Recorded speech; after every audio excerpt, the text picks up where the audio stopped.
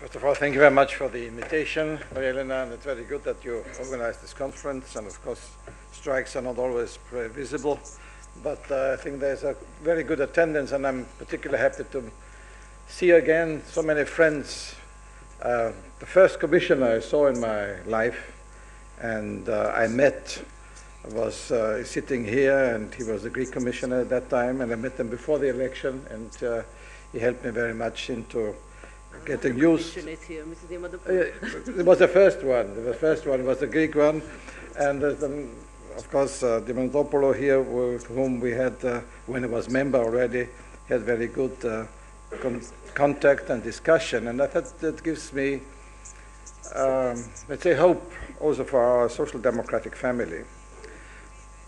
I imagine I'm the speaker from the north here in this, like, in the lion's cave. Also, I must say, Leonardo is also from the north of Italy, which is quite different than the south sometimes. But let me be very honest with you. I share totally what Michelangelo, when I just came, said about solidarity, and I have it out of my heart, because I'm coming from Vienna, which is anyway south of Berlin at least, and I just now come from even further south, from Nicosia. And for me, Europe always has been the Europe of west and east and north and south. And many people who, like me, had many, many wonderful holidays in Greece and in other countries like Spain and Portugal, who liked the way of life, now for all of a sudden say this way of life is disastrous and is a catastrophe. And what we have to find, because I'm an economist, but I hope I'm an economist who thinks not only in economic terms, is some sort of a way of life where we are still not economic machines, but nevertheless, of course, have to reform our economies. This is the big task, not only in Greece and in southern countries, but maybe especially in these countries. But I think the only way to come to real solidarity is if we are united on the policies. Because if we look to the policies we have to do in all our countries, then the differences between the north and south is decreasing. And then solidarity gets a basis, of a real basis, and not only a basis of charity. Because sometimes the appeals are like, please, rich uncle, help us. The rich uncle from America, which has to help us, or the rich uncle from north, which has to help. These voices will not be heard, but if it's clear that helping to the south is helping to the north, is helping us to ourselves, then people think, yes, it is right, we have to help. First of all, even Germany was in a crisis 10, 15 years ago. Secondly, the danger now is that recession is spreading from the south to the north. And always in life, it is good to be sympathetic, emotional, empathic, and have that kind of notion of emotional help and solidarity. But it's always good if it's mixed up with a bit of self-interest, because then this charity is based on better facts. Let me, perhaps, in addition already what has been said, add some points, or summarize perhaps the points where I think social democratic or democratic left policies should concentrate. As Leonardo just said, it's absolute nonsense, these drastic, extreme austerity policies. And therefore we asked 3 independent economic institutes not to have it ideologically driven, but expert driven, to make an alternative growth service, as it is called, an alternative, let's say, economic analysis, an alternative to that of the Commission. And this shows very clearly that it is possible to reach the same reduction of debt after 15, 20 years with a policy which is, at least at this time of recession, more helpful and giving room for growth and investment. what we call the golden rule of investment. That means that specific investment into growth and jobs, is exempted from the calculation of the fiscal treaty. So this is one of the most important points, because Europe is the only continent where public investment is decreasing, not only in Firenze, but in many other cities and nations. In America it is rising, in China it is rising, in Japan it is rising, in India it is rising, with all the deficits they have. But in Europe it's a steep down of public investment, and that, of course, is a catastrophe and cannot be kept. Secondly, of course, the capital markets. As Madame Merkel said, we need to have market-oriented democracy. And I think we should have a democratic-oriented market. That is much better. Now, I am not want to create illusions, that we can vote on the market. What should be the interest rate for Spain or for Greece?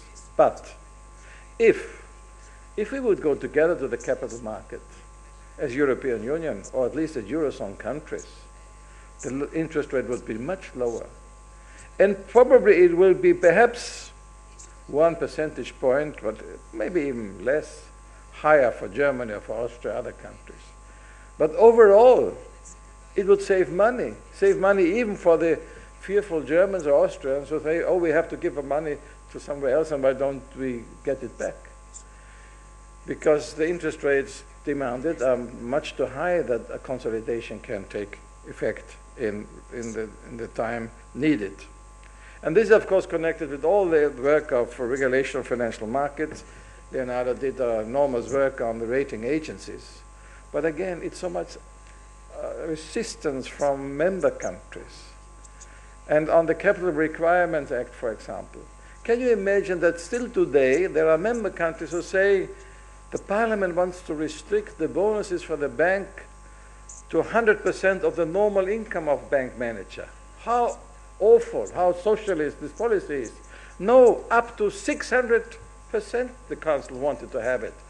Up to 300 in regular and exceptional cases. What is exceptional case? If you look at the bank manager, the exceptional case today is that he's a good manager and is taking care of the money. If you look also to the recent development in some of the banks in Italy. So I think we have to make clear to our citizens we are fighting for a just and a system, a fair system, and not just, again, benefiting some of the bank managers who did what they did, including in Greece, including Solomon Brothers and others. And I think we have to have a real economy of regulation. Yes, we need some coordination and supervision of national budgetary policies. It's the only point where Merkel is right. But even there, she is not totally right, because she wants a regulation according to the principles: the lower the budget, the better.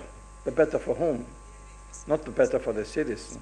Because again, investment which is necessary is absolutely only possible if we have a budget on the national level which care also for the principles or the principal concerns of the citizen. Yes, we need a banking authority. We start with that. It's high time. Again, Germany said yes, and then said no, and that we need again another half a year to convince Germany to go that way, because we have to control our banks much better, also from the European side. And as I just come from Cyprus, we see also what's happened there. Unfortunately, the government did not really see the effects also of the haircut in Greece on their banks, and said everything is going okay. Not everything was going okay. And this is also unfair to the citizens of Cyprus to say, okay, we made the haircut in Greece, but we didn't look about what happened afterwards in Cyprus. It's not the only reason for the situation in Cyprus, but it is one part of the reason. Then we need, of course, also a European budget, which is reasonable. It will not be. I can promise you it will be a bad budget. It may be worse or better than already envisaged, but it will be bad. Because, again, countries say we don't need it. Yes, maybe Germany doesn't need it. Austria, so my prime minister is relatively flexible on this, and some others, they don't need it, but Greece needs it. the Eastern European countries need it, and all the southern countries need investment, because in some region, it's the only chance to get more investment if you get it via the European budget, the regional fund, the structural fund. Should their use be better? Yes. There are studies, I have to say openly, that the use of these structural funds, if you compare different regions, were not optimal in Greece. I understand how they were spent and they wanted to equalize it, but nevertheless we have to think about it, how we can spend it better and use it better for the competitiveness of the country. But what should we think about competitiveness and investment if there's no money? Or, for example, even on the youth project, on the youth guarantee. Big, big words, some in the Commission, some in the Council, and then they cut the money for it. But the people then don't get a job, they don't get a better training from words, they need some financial support. And when we in my country, we have, Leonardo mentioned, the lowest unemployment rate for the moment, and one of the lowest youth unemployment rates all the time, we compete with Germany and the Netherlands on it. It is not by chance. It is by investment, by spending money on these issues, but you need money. And if you don't have money, you cannot spend. And therefore, it's absolutely necessary to have a budget which is at least giving some help to the southern countries. One of very important points, I say this also in a day of a strike, is of course how the social partners, especially the trade unions, are treated and how they behave.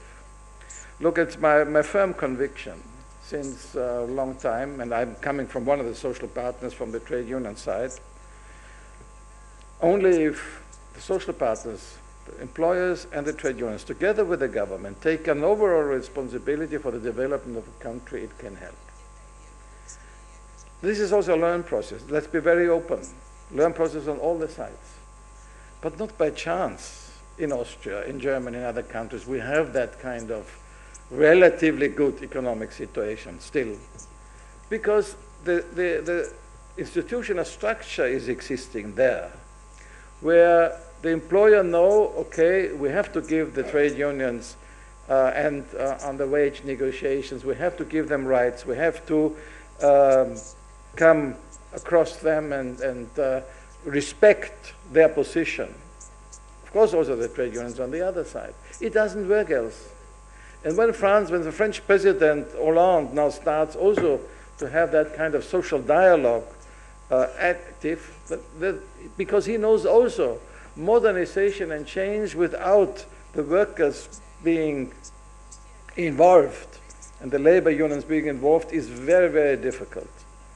And therefore the Troika, by the way, I mean, also the last time I was here, I said it's less a troika, it's more a distroika, because it destroys a lot of social fabric, is saying, no, that's not necessary, we do it all by law, and you have to do this and this, and not involving them. It's an absolutely wrong way. It's an absolute wrong way. You cannot reform a country from above and not involve the citizens and give them also their possibilities, especially in the social field. And more or less, well, 2 points, of course, economic reform. What we need in Europe is, of course, some sort of a reindustrialization, not in the sense of a big industry, but in the sense of small and medium-sized industry, but small and medium-sized industry which is also oriented towards research and development, or even exports. We have to, there's a lot of creative potential also in Greece and all the southern countries, and there are a lot of people who have now made good studies, but we have to give them the chance to create new jobs, to have startups, to have small and medium-sized industries, taking out the conditions in the countries, and we have to promote them and not, therefore many of the ideas which unfortunately again have been rejected by the Troika, as far as I've been told, even by ministers of the Greek government who are not from our side, like to have a development agency and other things, are absolutely wrong. We have to have these kind of agencies to give these startups a possibility. And the last point, of course, is tax policy.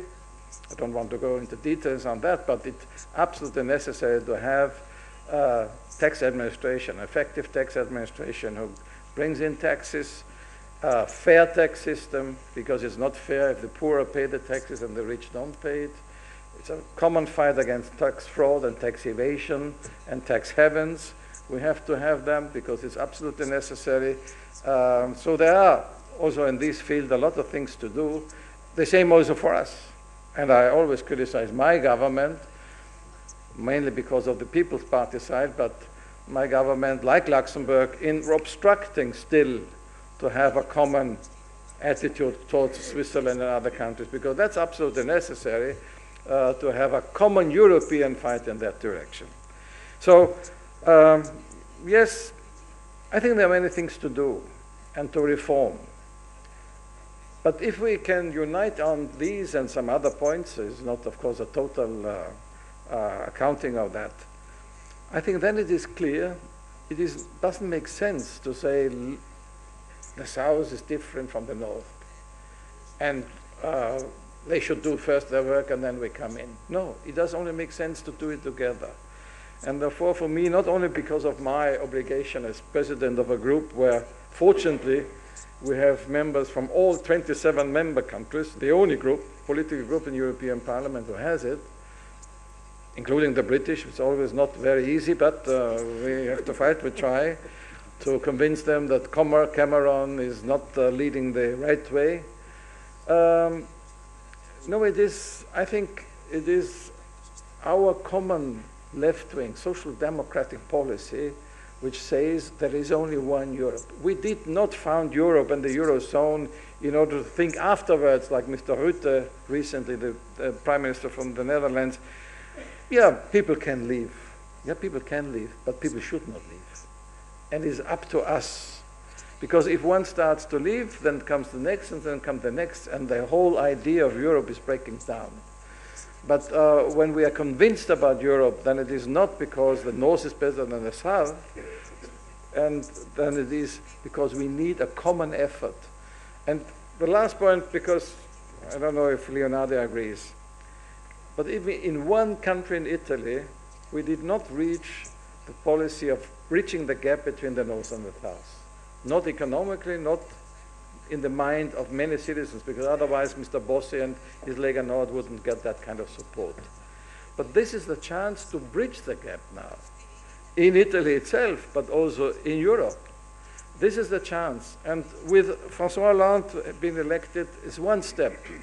For me, the Italian election is very, very important, because here we see that you have the chance to unite Italy and to bridge the gap, and with Bersani's help, to do it in all Europe. And only if we can find that the division of the growing gap between rich and poor in many of our countries is the same subject like in Europe. When I spoke recently with a Swedish party leader, he told me, look, we have our election 2 months after the European election. The only common subject is to bridge the gap between the rich and the poor.